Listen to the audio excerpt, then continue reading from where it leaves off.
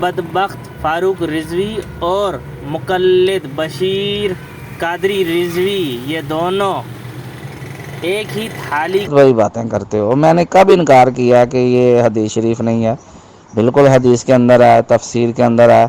نبی علیہ الصلوۃ والسلام کے پاس کچھ لوگ آئے مسلمان ہو کر اور پھر وہ مرتد ہو گئے، تو نبی علیہ الصلوۃ والسلام نے ان کو حکم دیا تھا کہ وہ اونٹ کا پیشاب پئیں، تو صرف انہیں نہیں پیا تھا، نہ نبی علیہ الصلوۃ والسلام نے خود کبھی پیا، نہ کسی صحابی نے پیا. یہ صرف ان منافقین کے لیے خاص تھا، اور آج ان منافقین کی آل اولاد میں سے بشیر قادری کو بھی معلوم ہے کہ وہ منافق لوگ تھے، ایسے ہی فاروق رضوی کو معلوم ہے وہ منافق لوگ تھے، پر آپ کے امام نے اٹھنی کا پیشاب کو حرام قرار دے دیا. اللہ کے نبی نے ان کو بطور شفا قرار دیا، وہ پیتے رہے. آپ کے امام بہت بڑے ہو گئے اور آپ لوگ جو ہے نا مرتد کو منافق کہہ رہے ہو.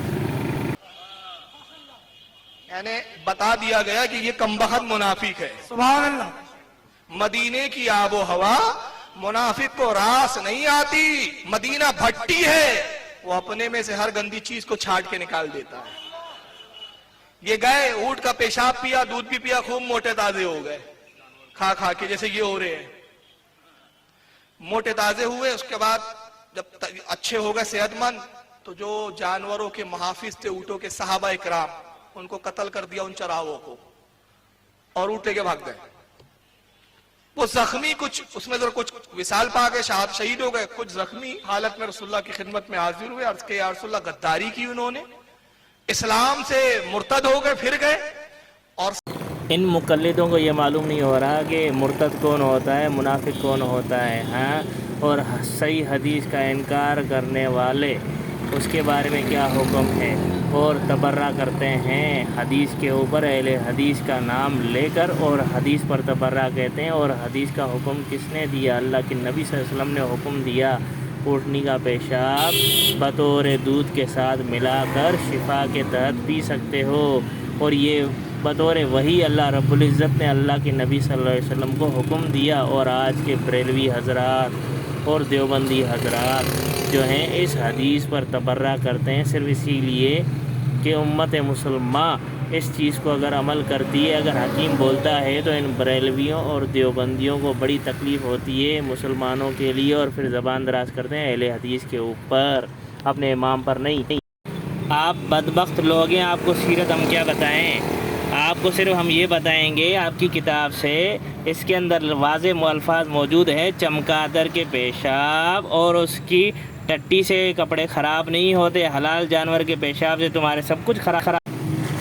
بریلویوں کے یہاں قرآن مجید کو پیشاب اور خون سے لکھنا جائز ہے معاذ اللہ، اور اونٹنی کا پیشاب اگر بیماری کے تحت کوئی مسلمان پی لے تو وہ ناجائز ہے، حرام ناجائز ہے. پر بزرگوں کا پیشاب پینا بالکل جائز ہے. بریلویوں کے یہاں آپ خود دیکھ سکتے ہیں اس حوالے کے اندر، بریلوی بزرگوں کے پیشاب تبرکات کے متعلق بالکل جائز ہیں. بریلویوں کے یہاں دو بریلوی بھوگ رہے تھے حدیث کے متعلق. ایک بریلوی جو ہے وہ معروف ہے، ARY پہ آتا ہے، اس کی زبانی سن لیتے ہیں وہ کیا کہتا ہے اٹھنی کے پیشاب کے مطلب.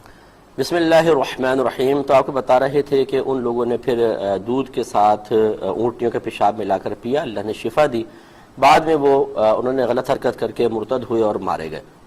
یہاں سے امام شافعی رحمۃ اللہ علیہ نے یہ مسئلہ نکالا ہے کہ معقول اللحم، یعنی ایسے جانور جن کا گوشت کھانا جائز ہے، ان کا پیشاب پاک ہوتا ہے. یہی وجہ ہے کہ نبی کریم صلی اللہ علیہ وسلم نے اجازت مرحمت فرمائی تھی.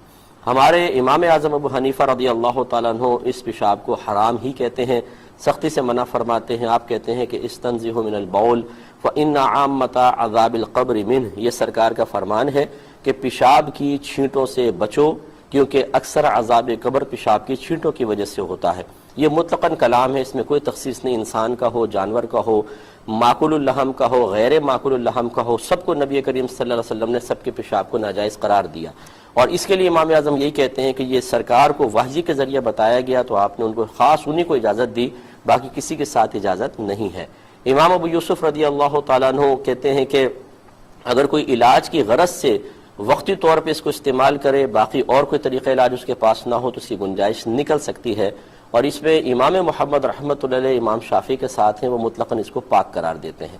تو بس جس عرب کا وہ بھیجا تو وہ اصل میں بیماری کے لیے اگر ایسا ہو کہ کوئی اس کے پیشاب کو استعمال کرے تو شرعاً جائز ہے، یا پھر وہ ان لوگوں میں سے ہوں گے جو مطلقاً پیشاب کو پاک کہتے ہیں، تو وہ کہتے ہیں اٹھنے کا پیشاب بالکل پاک ہے، لیکن پھر بھی نظافت کے خلاف ہے کہ آپ اس کو لے کے منہ پہ ملیں اور اس کو پئیں اس طریقے سے جیسے پانی پیتے ہیں۔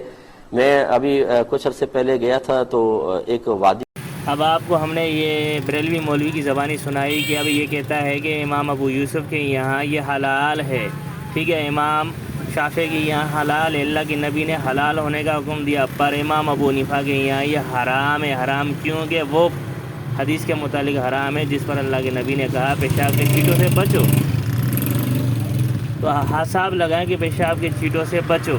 اب حیرت کی بات ہے، اب اپنا ہی شاگرد امام صاحب کا اختلافات کر رہا ہے اپنے ہی استاد سے، اور بریلویوں کی بات اور دیوبندیوں کی ہم مانے۔